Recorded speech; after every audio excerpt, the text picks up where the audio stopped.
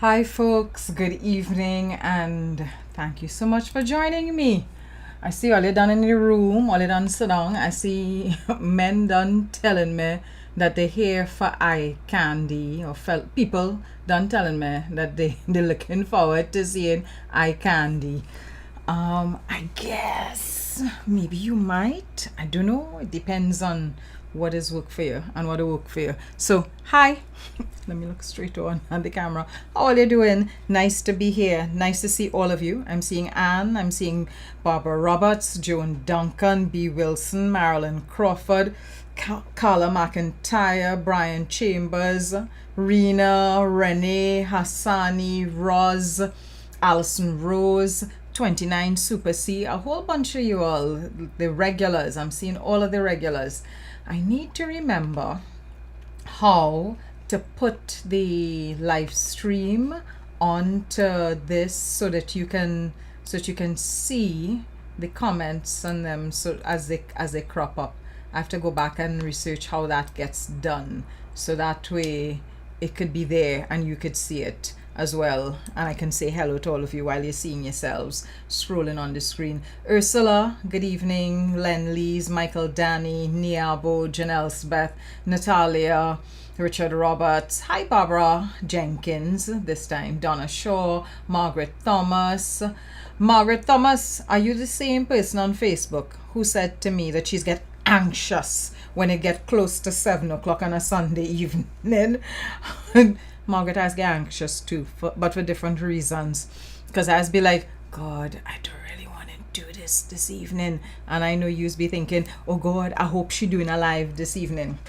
So, one time, I'll let you know, the dogs are right next door. So if at any point in time they start playing or something gets their attention, you're likely to hear both of them barking, and they both have very deep barks, like heavy barks now. Stella sounding like a big man when she barking. Not a big woman, a big man when she barking. Hi Patrice, hi Jamie, hi Paula Barrymon, hi Candace Santana. Good evening to all of you that are here, everybody who reached thus far. I guess this is the opportunity for me to start saying share the live, build the live.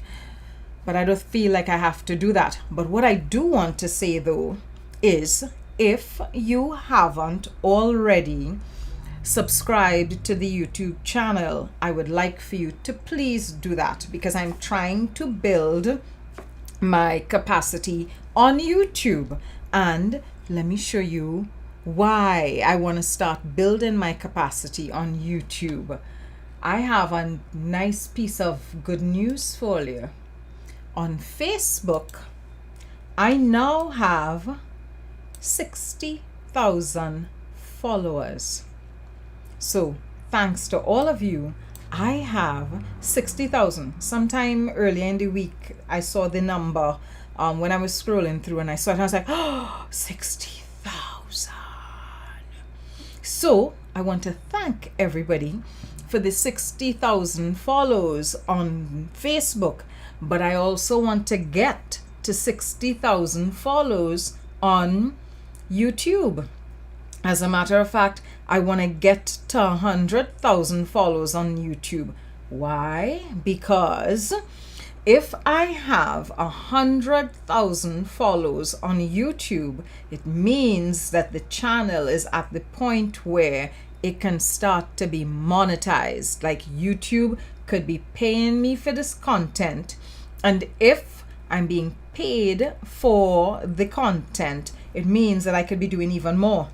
So like I could be putting out even more content for you guys, and so there'd be a wider variety, not just current affairs, lots of other things can be done if I am getting that kind of monetization.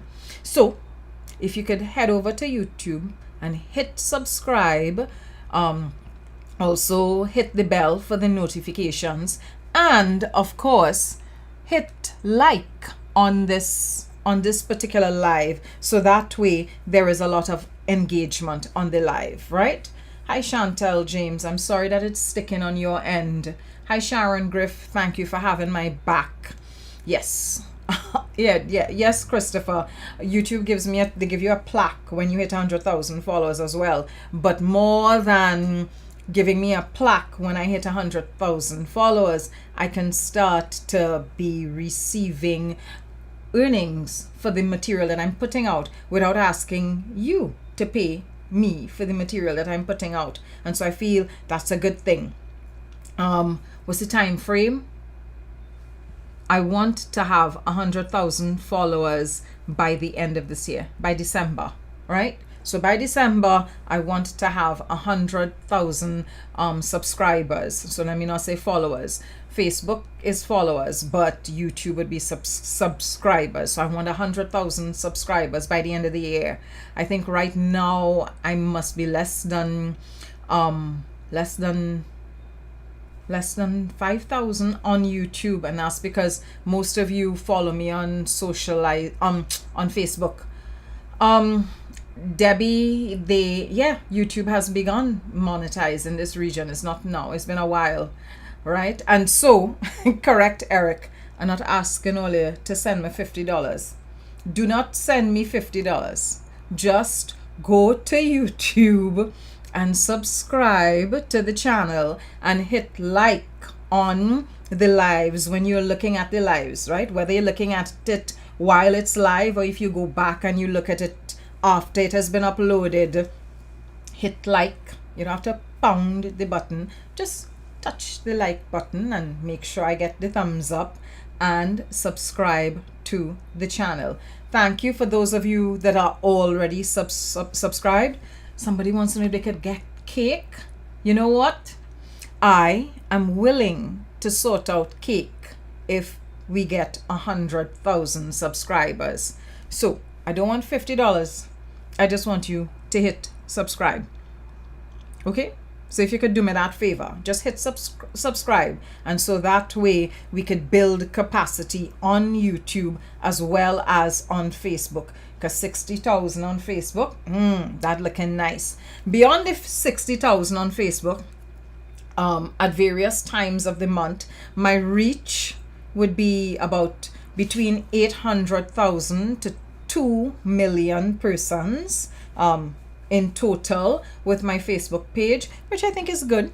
So yeah, I am making the effort to take this seriously because you guys take me seriously. So I don't just want to put out one kind of content. I want to begin to put out a range of content, a variety, because we like diversity here.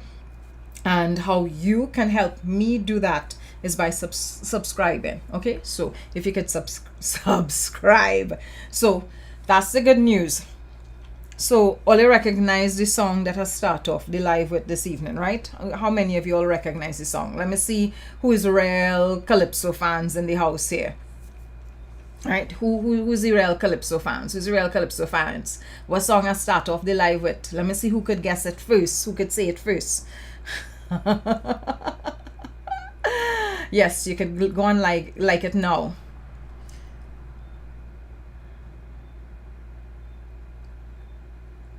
I'm waiting to see who's the first person to tell me was the song I started the live with. Nobody can tell me yet. All this time passed and nobody can tell me what was the song I started the live with. Oh gosh, all is the worst, you know. The absolute correct, Rena. Good. Rena was paying attention. Rena remembers. Which song from David Rudder, Rena? Do you remember? Which song? Oh, they come late now. It can't be late. They started. The first 30 seconds is always be a soca tune or a calypso. Somebody want me to play it again? Yes, correct. David Rudder's Madness. Correct. David Rudder's Madness. So, oh gosh, where to start? Do I jump? I could jump into that. Let me jump into that first. So we had David Rudder celebrated 70 years yesterday. Yesterday was his 70th birthday, and he had his concert in Soundforge. And these are some highlights from the concert.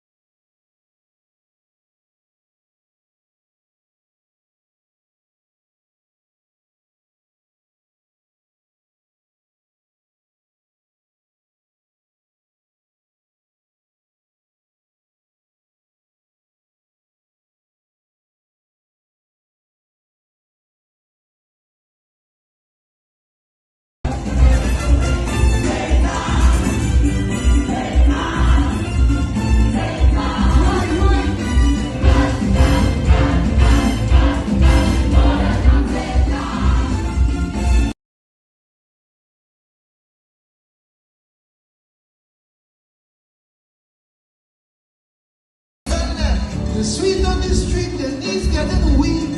Some of them they're talking and talking. And the M11 when the Rudders moving, the whole hill coming down. The hill coming, and everybody chanting.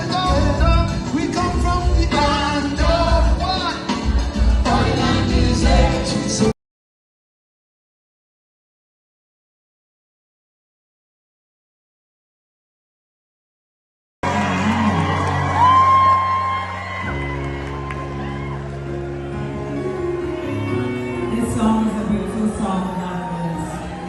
Written by King David and sung by the beautiful Anna Anna, whose birthday happens to be today as well.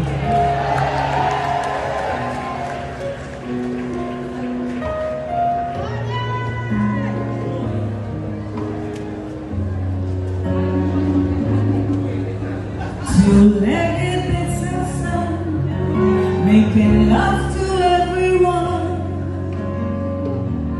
Putting a sunshine in your day. Right, so those were some scenes, some brief snippets from the concert. And I just wanted you to see how we celebrated Rudder's 70 last night and how Rudder celebrated with us. And of course, you know, I had to show my girl because you see how nice Vonette was looking there, right? She looked top class as ever.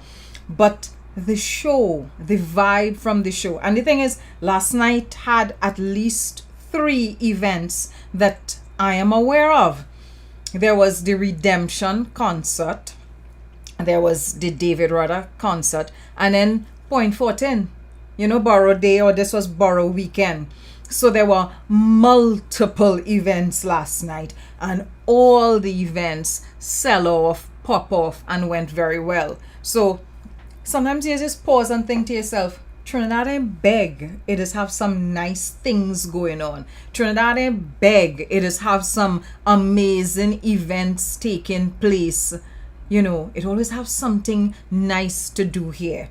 So I was glad to see that all of the events were very well attended, that, you know, everything happened. And for the most part, I've not heard that there were any incidents at any of the events. I've not seen any police reports to indicate that anything negative or sour took place at the event. So I was very happy about that.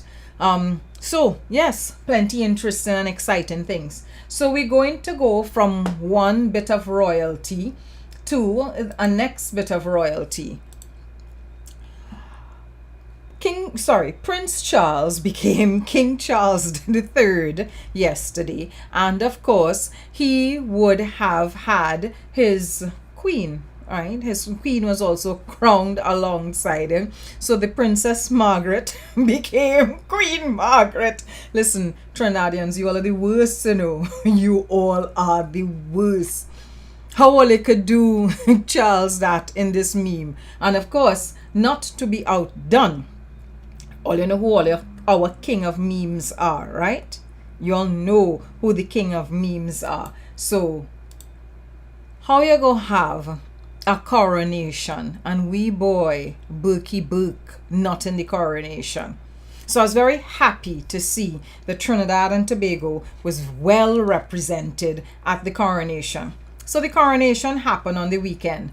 Me, personally, the monarchy means nothing to me. I paid attention to some of it just to kind of see what happened, what occurred. I saw who was in support. I saw who was protesting it. And we continue. I just can't believe that in 2023, we still have countries with things like monarchies taking place. But as me, I know for some people, it's a huge deal. They love it. Good for them. But I was glad to see that Berkey made an appearance at the event. I felt so much better that Lord Berkey, first of his name, was present at the event. So moving on to some more good news. Megan, don't feel bad. I forget about the coronation too. You know how I remembered it? A partner called me Saturday morning and say, go and look for it. There's some things I want you to see. I clean forget. But I was glad that I saw the bits that I saw. And I was also glad for the memes afterwards, especially the meme of Lord Berkey, first of his name. So, more good news. The IMF visited Trinidad for 2 weeks, and over that 2-week period generated a report, and their report is this is a synopsis of the report that our economy is recovering. Do you know it has some people do like them kind of good news, but let me give you a little synopsis of what they said. The IMF report said this country's economy is recovering and is expected to gain momentum in 2023. This is according to the International Monetary Fund, which has concluded its 2023 Article 4 consultation with Trinidad and Tobago.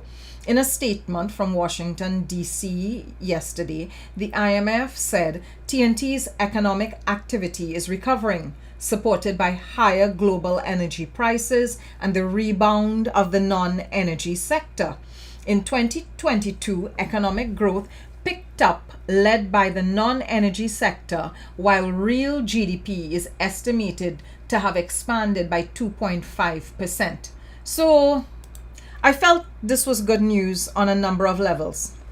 The economy is picking up, but if you notice from the bits that I read there, the IMF report kept focused on the non-energy sector, because we know that the energy sector itself can fluctuate based on international fuel prices. But if the non-energy sector is rebounding, is beginning to show growth, then it means that the domestic economy is beginning to do better. So construction, manufacturing, agro-processing, those things are beginning to pick back up.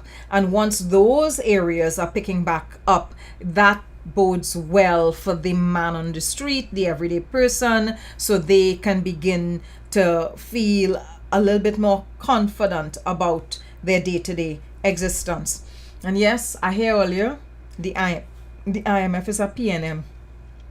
The IMF is clearly a descendant of Eric Williams, is the only thing that makes sense. Because it can't possibly be that the IMF is an international body that comes here every year, however many years now, doing these reports and issuing these statements. Because I'm pretty certain that the IMF had many negative reports to release about the economy in previous years. And when the negative reports were released, people were happy about the negative reports. So to see people vex about a positive report, I was like, well, yes, correct, Marsha. Eric Williams created the IMF. That's it. That explains it. So the IMF, party group number 43, decided and declared that on behalf of its founder, Eric Williams, it was going to give us a positive report. You all are the worst. Oh Lord, so that was that. Oh, one more report of good news before I move on to something else. This week coming up, we're going to hear about 17 new lawyers who will have received silk. Someone sent me a list, but the list is not on any official letterhead. And I know that the list is for now supposed to be confidential. So I am being discreet and I'm not going to come out and say, I'll show you all the list. I have it here. I was kind of tempted, but then I said, nah, I don't want to cause problems to anybody. I'm going to wait for the official announcement to be made. But roughly 17 lawyers are going to be announced as having received silk. So we'll have 17 new senior counsel attorneys at some point in time this week, because I believe the office of the president would have finalized and called persons and indicated to them that they have been awarded silk. No, Faris did not give himself silk. Whoever it is saying that.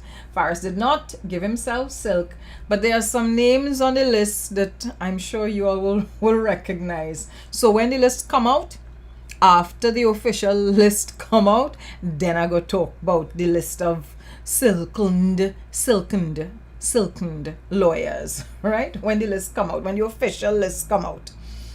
But oh God, let me hush my mouth. Let me hush my mouth. I'm not getting it. I'm not going to cause no bacchanal here tonight. Right. So we're coming out to the good news. I don't know if you all saw, there was a story. Let me see. Do I have that story here? Did I? I think I did. I want to pull it up on my iPad. Right. Just now. Can I? Right.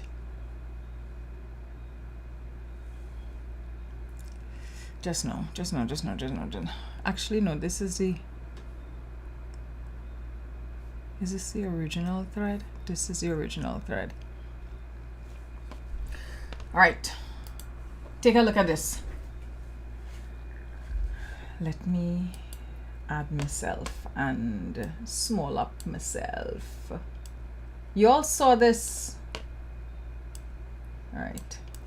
You all saw this thread, right? You all saw this story.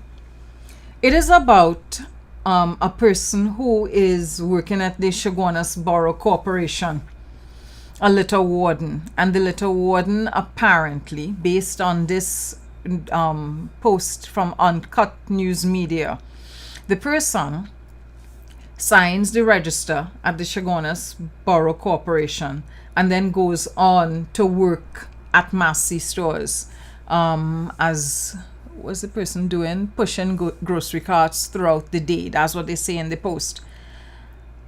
What struck me wasn't what the person did, and what the person is doing is wrong. It's illegal. It's a crime. That's fraudulent. You do not go and sign on at one job and then leave and go and conduct an entirely different job during the same hours as the other job, right?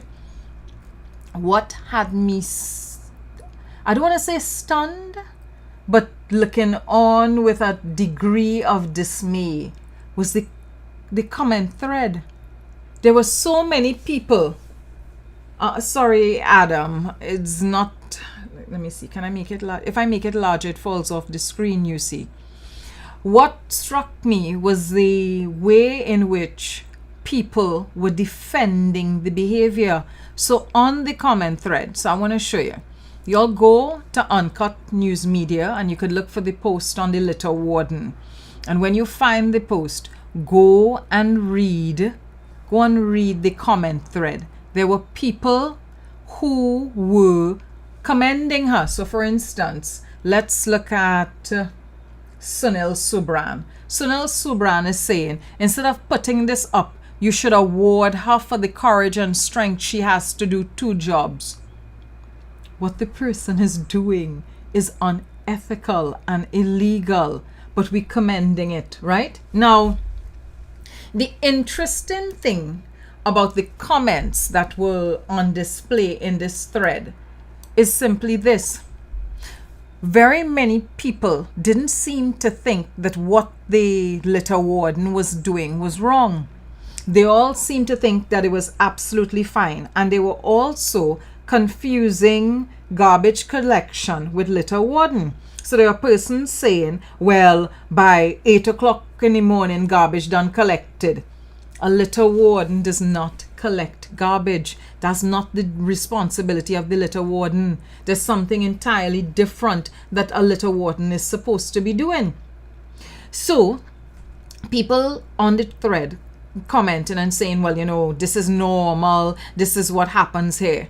Now, if this is normal and this is what happens here, and she's not the only person at the regional corporation doing this, can we really and truly complain when we're not getting goods and services from our regional corporations? If our attitude is, well, it's normal, this acceptable, commend her for doing 2 jobs?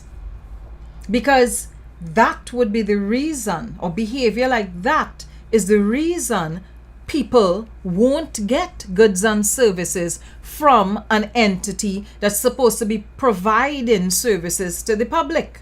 And if she is just one of a range of persons that's doing that, is it any wonder why we can't get public service in this country? Reliable, efficient, timely public service. And when the rest of us condone that, mean vex with somebody for having 2 jobs, I am annoyed at the way they went about it. If you're doing 1 job, you're doing 1 job at that particular point in time. If after you have completed that job, you go on to whatever else is your side hustle, I could understand that. But it cannot be a situation where you are meant to be at the regional corporation doing a job from 8 to 4 or 8 to 2 or 8 to whenever. But while you're supposed to be on that job, executing whatever tasks, you are somewhere else entirely different, executing tasks there, collecting 2 salaries and essentially doing 1 job. And nobody, well, let me not say nobody, so many people on that thread was condoning the behavior. And I thought, wow. And then we wonder why we in the monkey pants that we in. So I just wanted to bring it up for a second. It wasn't necessarily like a big story that I wanted to cover. I just wanted to look at what it meant, what it said about us, the culture that we encouraging, the foolishness that we encouraging, and describing it as hard work, as the person being enterprising and whatever else. I don't know. Correct, Marsha. If it was shift work and the shifts were not overlapping, I could understand. If she working from, say, 8 to 2 or 6 to 2 with the regional corporation, and thereafter she taking up a job somewhere else from 2 to afterwards, I don't have an issue with that. But apparently at the time that you are meant to be at the regional corporation, you are somewhere entirely different. That's not right. It's wrong. And if you're meant to be providing services to the public, it means that the service you're supposed to be providing, you can't provide it because you are at another place of work. And people were encouraging it. I guess maybe they're also doing it, so they didn't want to play hypocrite, but it's wrong. So that was that. That was okay. Moving on from the good news, and now let's talk about bad news bearers, people who like to be wet blankets. So we just talked about what the IMF said with respect to the economy economy recovering? Well, of course, as sure as night does follow day, the IMF puts out a statement, and I want you all to be clear. The IMF is who issued the report. And after the IMF has issued a report, the Ministry of Finance put out a press release, and I think the Express went and covered the actual IMF report. This would have happened either Wednesday or Thursday, thereabouts. Friday night at the Hilton, an economist, Rudder tells the audience that the data telling a different story, right? So he decided that he was rubbishing the IMF report. What hurt me about this story is this person works at the same tertiary level institution that I work at. So I have to look at this, read this story, look at the person's approach or lack of approach to data, and I am thinking to myself, why, Lord, why? So Roger Hossain, he is now Professor Roger Hossain, senior lecturer at the University of the West Indies, on Friday evening at the Hilton at an event rubbishes the IMF report. And let me show you all some of what he says. Oops, sorry, I blocked the wrong thing, or took off the wrong thing. Roger Hossain says, Dr. Roger Hossain says he is not in agreement with the International Monetary Fund statement, which concluded that Trinidad and Tobago's economy is recovering. He was speaking at the Mutual Fund Association's 15th anniversary celebration. So he says he is not in agreement. Now, if somebody comes and issues a report and says, this is what we found, if I jumping up to say I disagree, I have to have grounds on which I am disagreeing. So I say, well, when I see the headline, okay, maybe there was something in the report that I miss. Maybe there was something in the report there that, we analyze or assess properly. And I thinking, so how the IMF make a mistake with its own data? But let us proceed. Hossain said the data tells a different story. He said he preferred to look at the data itself rather than the worded reports, because the IMF and some of these institutions tend to write flowery. So I tend to rely on the data in the report. And if you look at the data in the report, it tells you a disturbing story about the Trinidad and Tobago economy. Hossain said the data showed TNT having 4.5% reduction in real GDP growth in 2023 compared to 2022. I have no idea when the report Dr. Roger Hossain found that data. Like, I don't know where it is. I see somebody asking if I'm an economist. No, I'm not an economist, but I understand reports. I can read reports and understand what they're saying. I can read data. I don't have to be an economist to be able to read data. Whatever. So Roger says what he says, and he says the data is telling a different story. Nowhere in this speech does he cite or reference actual data from the actual IMF report to support what he has to say. And the Ministry of Finance would have issued a statement today. Actually, before I get to the statement, not that. So Roger goes on to say, he said he was worried when he saw the 2022 report, the IMF report, right? Now, actually, let me close this and go back to the previous thing. If you notice, down at the bottom, Roger Hossain says that the data was comparing growth in 2023 and 2022, right? So based on what Roger Hossain says here, the 2 years of data that the IMF report was comparing and contrasting. The IMF report only looked at 2022 data. It could only look at 2022 data. When the IMF gets here, so let me give you a little bit of insight in what takes place. The IMF comes here with a team of people. And when they come here with a team of people, contrary to what many folks think, they don't just sit down in the Ministry of Finance. They come, they visit the Ministry of Finance, they visit the Ministry of Energy, they visit a number of other private sector groups and other business chambers, and they hold interviews with persons across the spectrum. And then of course they're crunching data from these various organizations and ministries, and based on that data they then generate their Article 4 reports. So if Roger Hossain is going to be saying that the data is not adding up, the data is not making sense, then it means that the information that the IMF team came here and collected over a 2-week period, they misinterpreted their own data.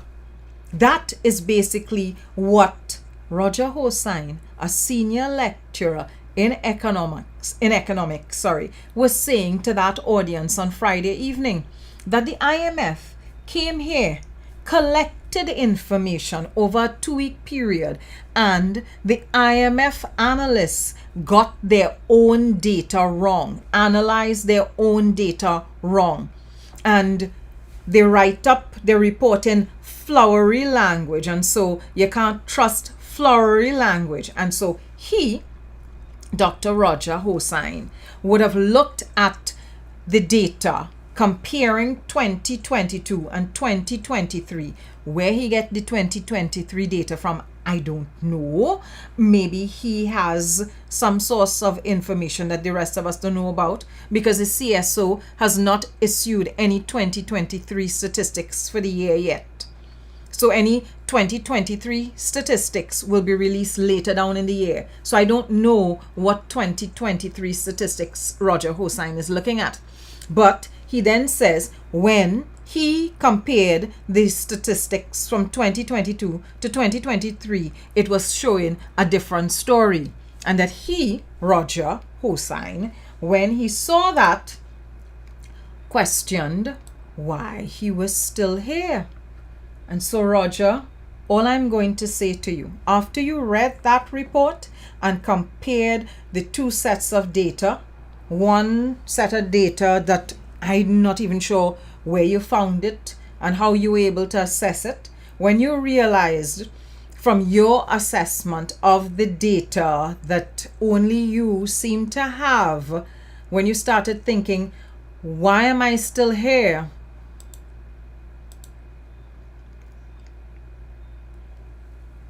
You have options, Roger.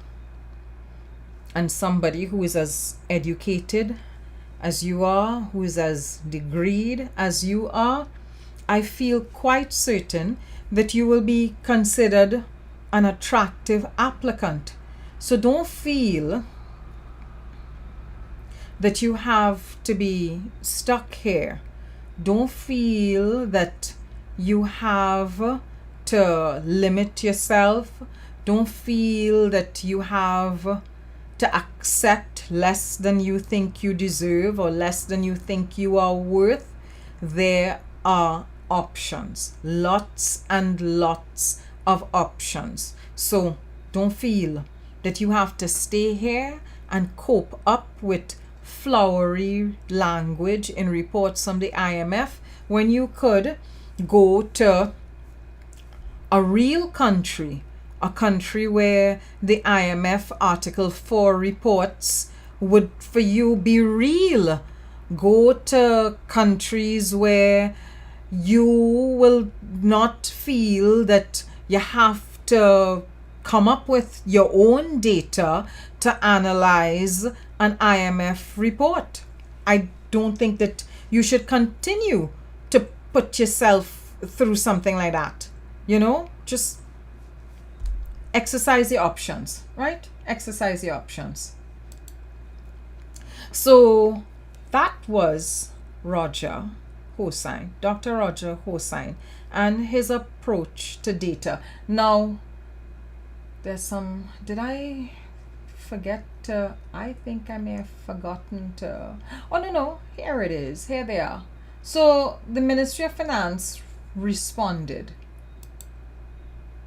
and this was what they said in their response. They said, there is no data of any kind in the report that would lead any serious person to conclude that Trinidad and Tobago would have a reduction in real economic growth in 2023, that's this year, of negative 4.5% as erroneously claimed by Professor Hossain. Further, the Central Statistical Office on its website only has published economic data up to the end of September 2022, and therefore there is no new and improved data for 2023 that tells a completely different story from any recognized or official source as erroneously claimed by Professor Hossain. I'll tell you what does bother me. The making up of misinformation. That bothers me, and it bothers me tremendously. And the reason it bothers me so much is, as far as I'm concerned, there is a lot that the sitting government is doing that you could legitimately pound them for. You don't need to make up anything. There is so much. For me, every time the Minister of National Security opens his mouth, the current Minister of National Security, every time he opens his mouth, I'm like, my God, why? Then there are a number of ministries that are underperforming across the board, underperforming. And I'm always thinking, well, why the opposition not taking those ministries to task? Why they not making more public statements about those ministries that underperforming? Instead, what we tend to get is a focus on a very narrow handful of ministries and recycling of misinformation on a regular basis, which lets me know that the opposition not serious and media also not serious, because it will be the same handful of ministers and ministries over and over and over again. Let me give you a good example. I'm going to use the Ministry of Finance as an example, and I raised the question this week. You all start to experience any decline in food prices in the groceries? Remember, the reason that we were given for food prices going up as high as they went up in the last couple of years is the pandemic, the fact that global shipping, global transportation was down as a result of the lockdowns and the various airport shutdowns, port shutdowns, and the ship that get jammed up in the Suez Canal. Remember the whole supply chain issue and how that supply chain issue led to increased food prices. And then we were hearing about the reasons that flour prices was going up, and wheat, and all of those things. All of that we discussed right here. We talked about all of that right here. And we were told by the Supermarkets Association and a range of other business people that the reason they had to put their prices as high as they were was as a result of supply chain issues. We are now in 2023. Those supply chain issues globally have, for the most part, eased up. Have we felt a difference in food and other retail item prices? Are we seeing prices reducing? Even by a 10% or a 10 cents or whatever, are we seeing a reduction in prices? And why have we not seen any of the business newspapers cover that? Because this country has 3 newspapers, none owned by the state. You have Express, Guardian, Newsday, all privately owned. And all privately owned, and and the companies all have shareholders that are businesses. So how come with these three newspapers, all of which have business sections when the week come, right? All of them have business sections. They have Business Express, Business Guardian, and Newsday Business. How come none of them covering any stories about food prices and the fact that food prices have not gone down as promised? Basic business story. It don't take no set of maths to work out that business story, to do a little investigative piece on that, go into the groceries, look at prices, compare prices prior to, compare prices now. How come not one of them? Not one of them. Every single business newspaper in this country looks only at the Ministry of Finance in its business section. I know I'm telling you, because I look at the business newspapers every week, and the focus is consistently on the Ministry of Finance, as if in a country with a private sector, the public sector is the only concept of business. Right? As if in a country with a whole private sector, the only aspect of business we could look at is the public sector. I have always found that very curious. So let's move on. So interestingly enough, I want to talk about media and the foolishness that media doing, the way in which they are promoting misinformation, consistently promoting misinformation. I've seen some comments here. Let me go through the comments. Oh, you're all talking about the media. All right, yes. Or I could go ahead and talk amongst all yourselves. So, there's a story in the papers this morning. Rhea Tate wrote a story about, well, she's covering the whole Brent Thomas FUL issue. And I mean to discuss that here. So next week, right? We're going to be discussing guns and the FUL FUL investigation, because there's some stuff that I'm putting together so that we're in a position to talk about the FUL issue. Rhea Tate had a story in the Express today. So this is, I will make this big so I could see it too. This is the first version of the story that went up on social media, that went up on the Express, the digital version of the Express, right?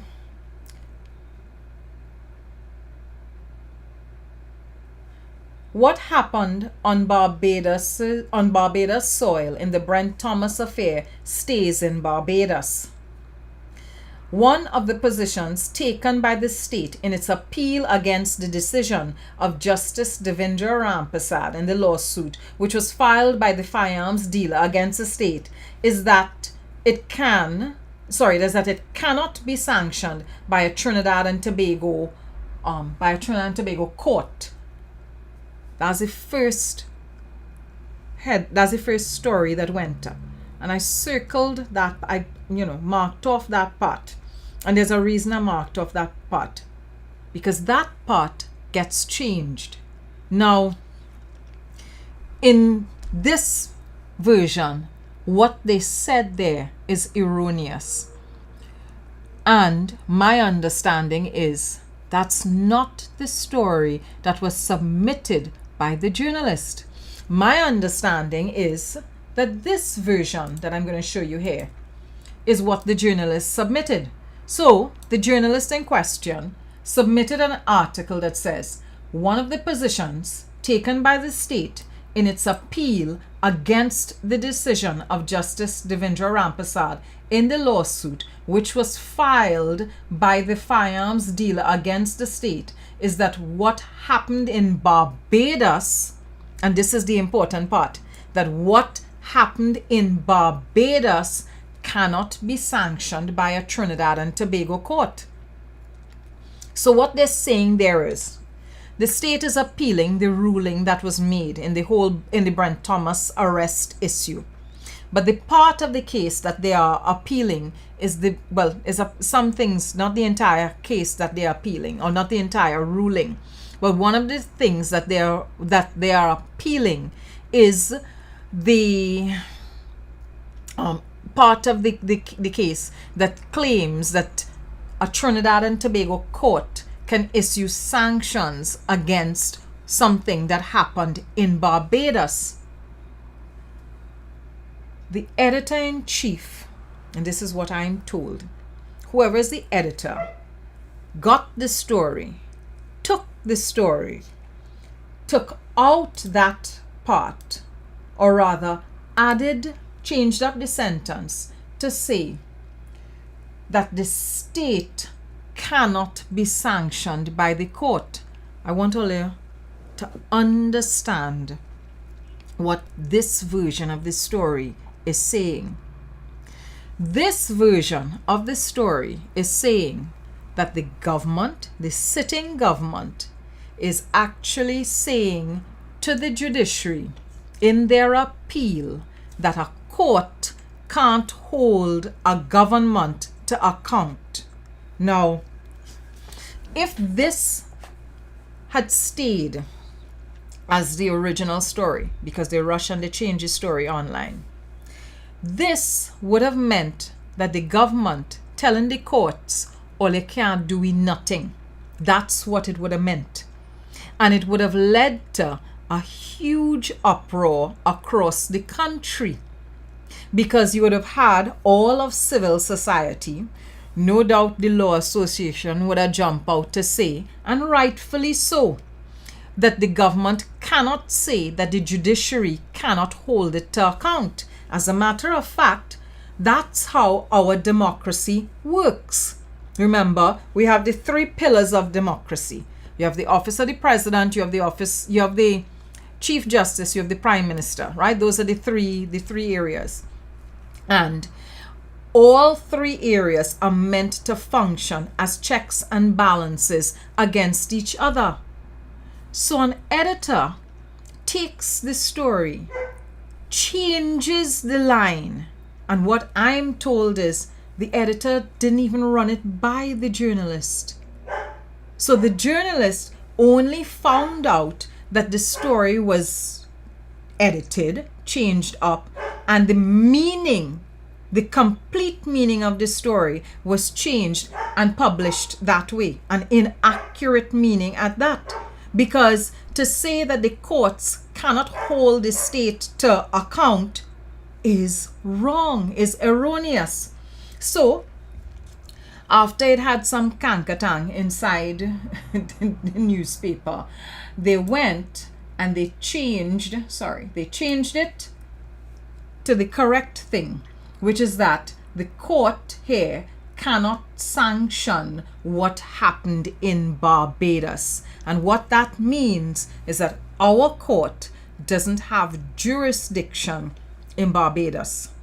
So if whatever happened in Barbados itself, it is the court system in Barbados that has to discipline the officers and them. That's what the state is arguing and saying in their response. So it will be interesting to see, how this whole FUL issue, how this whole arrest or abduction of Brent Thomas in Barbados, how that evolves. But by next week, I'm going to talk about it, because I feel by then enough would have been said in the public domain. There'd been enough information in the public domain for me to talk about the issue properly. So I wanted to bring that to all your attention, and I wanted to bring it to all your attention because that's some dangerous editing, extremely dangerous editing, because the changing of that one sentence in the opening paragraph changed the whole meaning of the story entirely. And the interesting thing is, the original story Oops. The original story had the correct sentence. So how do you go and edit the story that had the correct sentence and put in incorrect, misleading information like that? Interesting. Real interesting. What's the next area? So, I was reading some things online this week, and I began to notice a particular pattern of language. Since this FUL investigation, and since the CARICOM National Security meeting of a couple weeks ago, I have noticed that we have a set of people who are gun lobbyists in Trinidad and Tobago. So we have the opposition, we have the UNC opposition, we have NTA, we have a whole range of persons coming out now and talking about stand your ground and give people guns and whatever. So I saw that NTA had put out a press release. Let me see if I could make this bigger for you to see what is being said here. So NTA, that has as its political leader Gary Griffith, who is the former commissioner of police here, and who is also a former minister of national security. Gary, who is now at the head of this political party, is constantly putting out press releases about the FUL investigation and whatever has gone on with the investigation, other aspects of the investigation for the, however many months now since the investigations have been going on.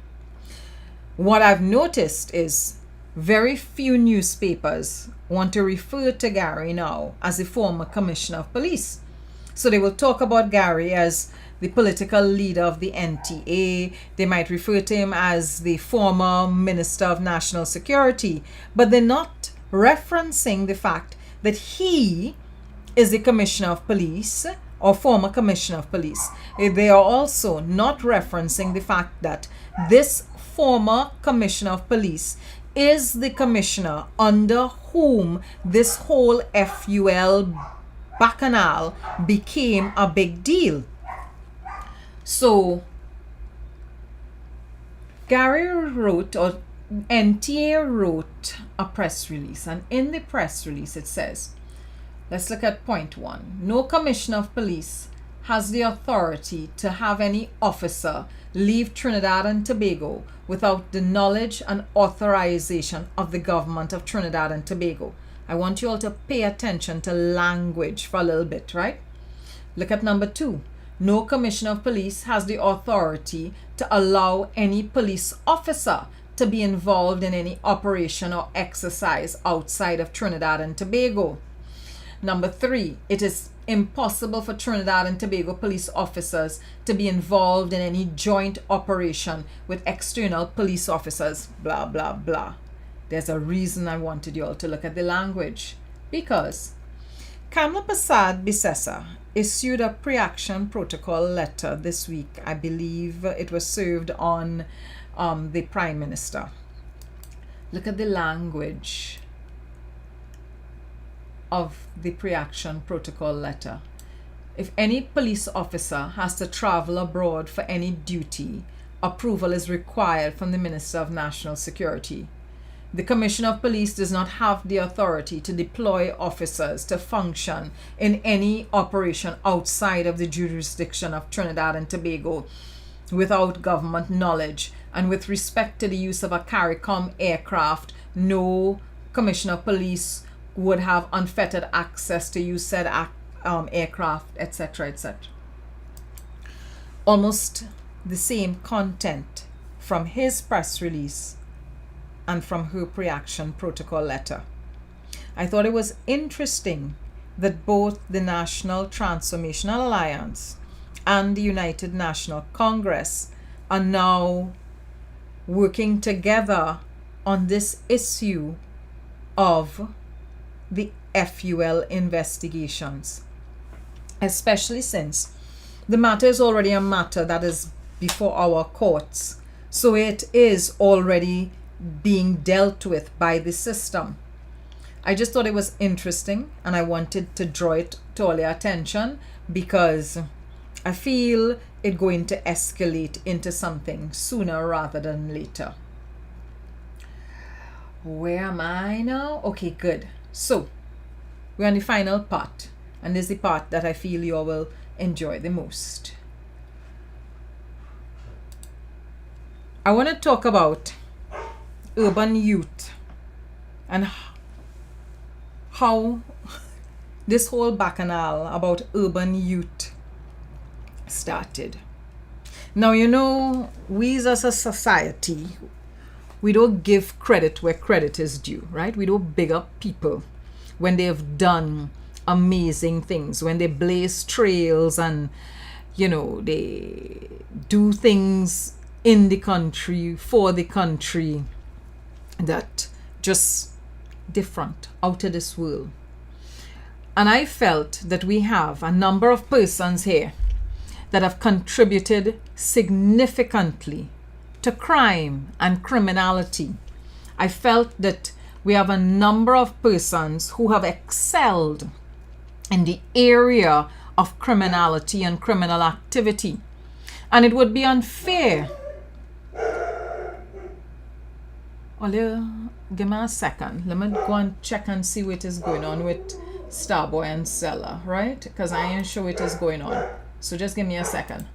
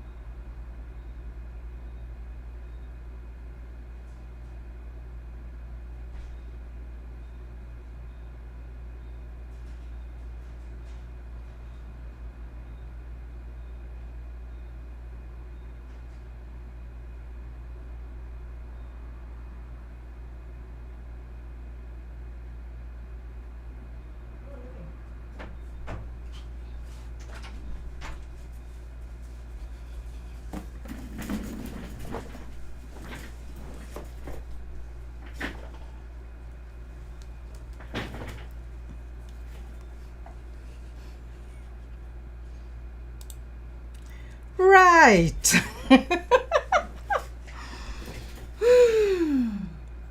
Yeah, Debbie, the voice real strong. And that's because there's some strong puppies. Okay, right. So let me get back to it. It wasn't just Stella alone. It was Stella and Starboy. Both of them, they were having quite a time. So, where were we? We don't give people the flowers. Unfortunately, everybody that have to get the flowers this evening, getting the flowers posthumously. But I feel like we have some citizens here that have excelled in certain areas, that have made the country international, that have contributed to crime in a particular way. And I think it would be wrong for us to not acknowledge the sterling contribution that they would have made.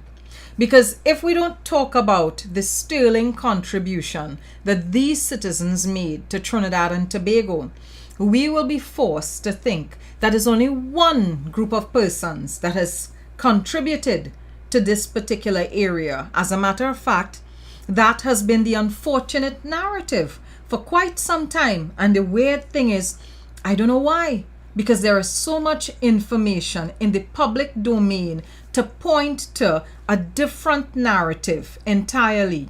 But yet, here we are, laboring under the impression all of these years that the only people that have contributed to crime and criminality in Trinidad and Tobago, as a matter of fact, maybe in the entire Caribbean, we tend to think that it's only the African descended community.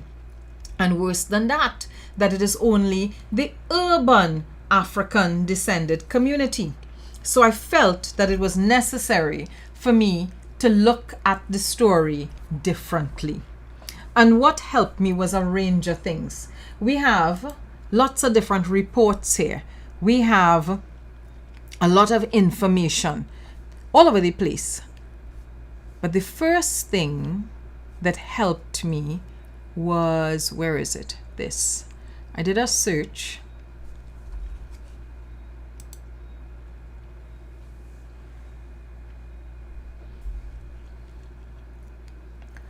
This is a lovely report from Darren Bahau of the Newsday, the 8th of November, 2020. All I remember one evening, actually, let me make this bigger and put me on this side. I remember there was an evening we sit down here and we talk about Boise Sing, and we talked about Boise Sing and how the contribution that Boise Sing made to crime and criminality in Trinidad and Tobago before independence, because I wanted to talk about what Trinidad and Tobago was like before independence. And we talked about Boise Sing. So I'm sure, because I'm seeing in the comments here, many of you referencing Boise Sing, the Palul brothers, Dole Chedi. So we're going to talk about some of that. And I want you all to remember that we sat down here sometime last year and we talked about Boise Sing. So in this article from Darren Bahau, and I want to thank Darren for writing this because it really was quite interesting, a nice read. So it says, Trinidad and Tobago was assailed by the damning evidence of police involvement in drug trafficking, U.S. counterfeit rings, murder, prostitution, and a host of serious crimes almost 35 years ago. So we're looking at the 1980s. Because, you know, all of a sudden these days, people want to be talking about crime as if crime, serious crime, organized crime in Trinidad and Tobago happened last week or last year or last month. So let us remind people that since the 80s and even before that, we have a range of reports pointing to the issues that we're dealing up with where criminality is concerned. So back then, the man who sat in the commissioner's chair, the Kojak-style Randolph Burroughs, was identified as a mastermind behind a criminal enterprise which unleashed the scourge of cocaine from Colombian cartels on the streets and saved trafficking routes for marijuana growers. Witnesses, including police who testified in secret before the Commission of Inquiry established in April 1984, claimed Burroughs was, together with a band of untouchables, aptly named the Flying Squad, were linked to the drug barons Dole Chedi, Naim Naya Ali, Chetram Gaya, Adela Moses, Teddy Mais Khan, Hossein Betalal Aladdin, and other violent drug traffickers. They were protected by the Commissioner of Police, and rivals were silenced as cocaine crept its way through the corridor of power and even the nostrils of government ministers. I'll put up the link to this article so you all can read it in your own time. What I found interesting about this, there were so many things that crossed my mind today when I was planning this live. There were so many different ways I thought about how I could start the live. Number one, as a little child, as a little girl, I met, or rather, I was around when Teddy Mais Khan met someone and was having a conversation with them. I saw Mice, but I didn't know who he was until afterwards. I just heard people saying, that is Mice. And thereafter, long after, I would have known and understood that the person that was there having a conversation was Teddy Mais Khan, who was considered at that point in time one of the most powerful drug lords in Trinidad and Tobago. I grew up in central Trinidad. The conversation that Mice was having was with someone in central Trinidad, not an urban youth, not somebody on the east-west corridor, central Trinidad.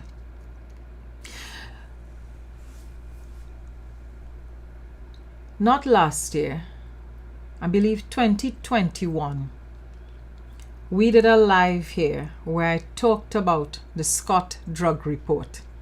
In doing that live, I would have discussed with you all, or what we looked at was the similarities between the flying squad,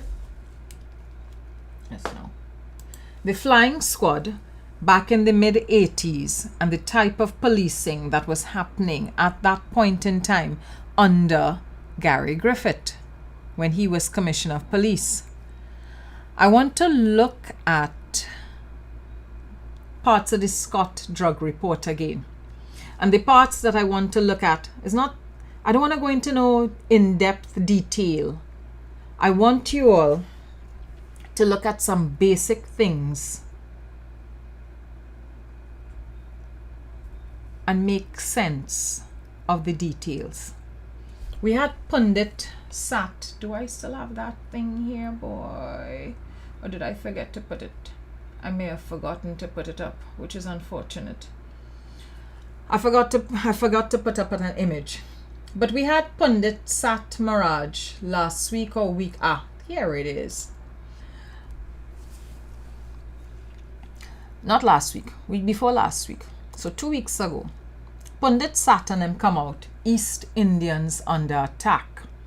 And there was all of this talk about urban youths around the east-west corridor.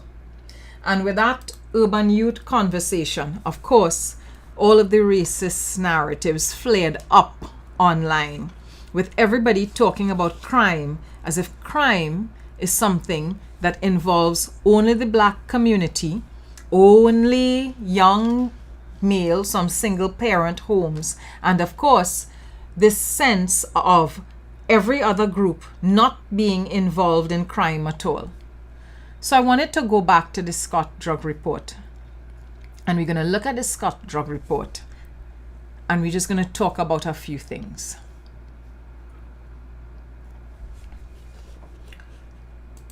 So these are the names of the persons who identified as being part of what happened with the illegal drug and gun trade back then. And I want all to understand something. You're going to see names from a range of persons. You're going to see names of people from across the country, a diverse spread of persons. So these are the police officers. From the Eastern Division, Inspector Steele, Corporal Singh, PC Liverpool, PC Passad, PC Williams, Corporal Johnson, PC Ross, PC Pritchard, PC Barrett, PC Borrell. Are you seeing the mix of names there? That's the Eastern Division. Southwestern Division, PC Andrews, PC Lee, PC Schneider, Corporal Philip, PC Ramdani. Southwestern Division. Or let's think about the map of Trinidad. East is so, southwest is down south side, right? CID, you have Inspector Rez, Sergeant Lambert, Corporal Lance Lashley, Corporal Bayer Weeks, Corporal Bridge Mohan, Corporal Granger, PC Victor, PC Wayne Lewis. Tobago, Inspector Denoon, Byron Smith, Corporal Ray Geese. Port of Spain Division, Patadine, Balcom, Benjamin, Manwaring, Matthews. Southern Division, Pierre, Snags, Gokul, McNeil, Duncan, Ganga, Sergeant Alexander, Carol Watson, Keith Farrell. Marine Branch, PC Gilbert, PC Charles. Northern Division, Ali of Persad Lane, PC Johnson. And then divisions that were not known, PC Washington and Messier. Those are the police officers. Now let's look at persons who came to the attention of the commission. Joey Ramlochan from El Socorro. Olivia Hurtado Martinez from Four Roads. Burnham from Point Fortin. Adela Moses of Woodbrook and Independence Square. Hammer of Tunapuna. Namkisun Budram. Naim Ali from El Socorro. Chetram Gaya. Teddy Khan. William Monroe. Mantur Ramdani. Bridgemohan Ramdial. Irwin Garaway. Hossain Aladdin. Vishundat Sharma. Ali of Monroe Road. Narain of Curep. Wallace Williams. Kwame of Dude. Babes from Boisier. Dr. Rat. Teddy Mice Vieira. So that's a different Teddy Mice. Ramdat Ramcharan. Gabriel Velasquez. Carl Eversley. Fish. Barbie. Mackie Padmore. Rudolph Mills. Barkay Omar. Das of El Socorro. Joseph Hadid. Compton of Curep. Tomatoes, who's a grocery owner. Y'all seeing the range of names and the range of communities? If I go back through the list, it is telling you who doing the imports, who are the distributors, who have relatives in the police service, who own clubs, who's sending the drugs up to New York, right? Why am I talking about this? Why am I getting into this? Very simply, crime is not a problem in one community. The criminal industry here didn't start with one community, isn't perpetrated by one community. It is not a situation where it's only black boys from the east-west corridor that are involved in crime. 2 weeks ago, when I heard that the residents of Valsain were upset about criminals coming into their community and that's why they're putting on gates, I thought, but maybe the rest of us need to put up gates to make sure that the residents of Valsain don't come into our communities. Because when you turn around and you look at some of the persons who are residents in Valsain, they're in court for drugs and guns, right? For trading drugs and guns. So why on earth would you think that you need to keep us out when within your community you have persons that have been key players, allegedly, because they're before the courts facing charges and have to prove that they are innocent. You have key persons who have to answer questions about things like drug trafficking, gun trafficking, and human trafficking. And you more frightened of me? Seriously? Do we pause and think of what it means when we see that persons from these communities, all of the communities that I've listed there, because it's all over Trinidad and Tobago, have set up an illegal industry? You think Burnham from Point Fortin handling Point Fortin by himself back in the 80s? You don't think Burnham from Point Fortin would have recruited other persons? You don't think Adela Moses, who listed, what they say Adela Moses was doing, boy? Because Adela apparently right. Adela Moses of Woodbrook and Independence Square, agent for Venezuelan small boats, financier for dealers, money changer known, contact for major drug dealers. So, let us say, based on the report, that Adela Moses is doing all of these things. You think she's doing it by herself? You don't think Adela have a network? So when you look at these pages of names here with persons from different communities, it is hard to extrapolate and understand that each of those persons would have had affiliates, right? Once they are doing as the report alleges. So all of them bound to must have associates. And so those associates create a network, an industry. So drug running, human trafficking, gun running is a whole industry, underground industry that is happening here.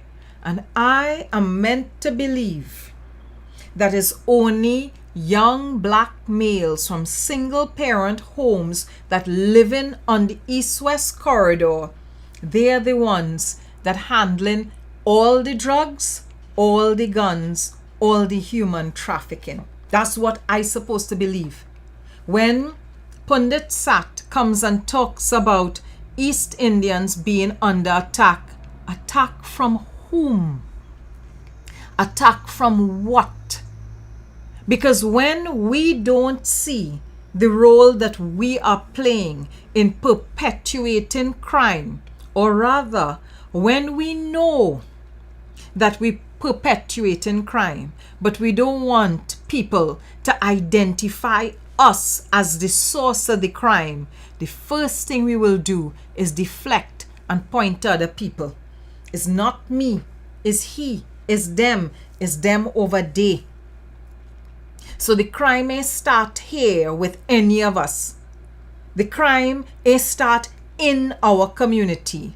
It ain't have nobody in our community that facilitating the crime. The crime just happening to us. So when I bounce up people in the West, because I live in the West, when I bounce them up and they living behind the gated communities with the security guards, and they're quick to talk about, oh my God, the crime is getting so bad, eh? Oh my God, what are we gonna do? I just pause and think to myself, but all they're doing everything that all they need to do to perpetuate the situation. But we like to pretend that we don't know the role that we are playing in our own demise. We like to think that the crime situation is somebody else making it, somebody else causing it, and therefore it is somebody else's job to fix it. And I am putting it to you all. Ulla Harewood, or Gary Griffith, or Stephen Williams, or whoever coming next as Commissioner of Police, none of them could deal with the crime situation in this country. There is no crime plan that any member or any Commissioner of Police could put forward right now that could solve the problem of this country until we accept that all of us have a role that we play in the crime and criminal industry here. All of us who doesn't know when things going down and ain't saying a word. All of us who know our very friends and relatives are involved. And then when things happen, we pretending we don't know, and we bawling in front the camera and pretending, oh God, this person get murdered and we don't know why. Imagine a couple weeks ago, we're looking at all of these murders from a particular village in South Trinidad. Not one newspaper reported that there was a link to drugs with those murders. Not one newspaper. No mainstream reporter talked about the link to the criminal underworld. So we had reports emblazoned across the front page. Big, big, big lead story to talk about murder, because of course we want to keep it in people's face all the time. Look at all the murders that are taking place. Look at all the murders that taking place. But at no point in time do we want to actively acknowledge that there are reasons all of these murders taking place. And the reasons that these murders taking place are linked directly to the criminal underworld here, or rather I should say the criminal industry, because they don't feel like an underworld anymore. It feels as if what was once an underworld is now moving side by side with the rest of us. And you have media pretending they don't know what is going on. You have the opposition pretending they don't know what is going on. You have society in general pretending that it don't know what it is going on, when for the most part a lot of these people that you are seeing and interacting with on a daily basis and people who drop in like flies in gun crime situations, all or for the most part are linked to questionable activities. So you're seeing these murders and we pretending that the murder is just random.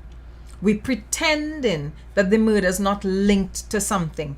We pretending that we don't understand that there is a very complex criminal network here.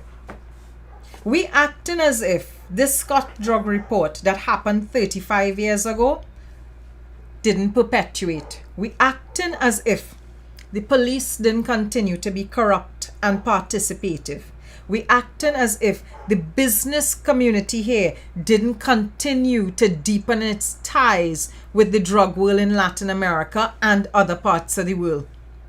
We fooling ourselves. We lying to ourselves. We don't want to accept that this is what we are. This is who we are. So when we don't want to accept that this is what we are and this is who we are and that we play an active role in all of the gun crimes here, the easy thing for us to do is turn around and blame one group. The group that not really in a position to defend itself. Why? Because we have active evidence on a daily basis that shows that the black male population involved in the crime, because they're the ones being arrested. They're the ones who face this be on the TTPS press releases on them. They're the ones whose faces does end up in the news stories, because they're the ones that get charged. They're the ones that end up in the prison system. The other people who are higher up in the criminal corporate world, they're not being arrested. Their face not all over press releases and all over newspapers. So it's real easy to turn around and decide and make it public that the crime problem here is a black people problem. And the rest of us somehow miraculously have nothing to do with that crime problem. Yet we have a report from 35 years ago that establishes that crime, criminality, violence, and the underworld was populated by people from every ethnic group and by people from all walks of life all over Trinidad and Tobago. And I supposed to believe that 35 years later, well, now it would be about 38 years later, is only young black males from the east-west corridor that run in crime in Trinidad and Tobago. I supposed to believe that because I born big and stupid.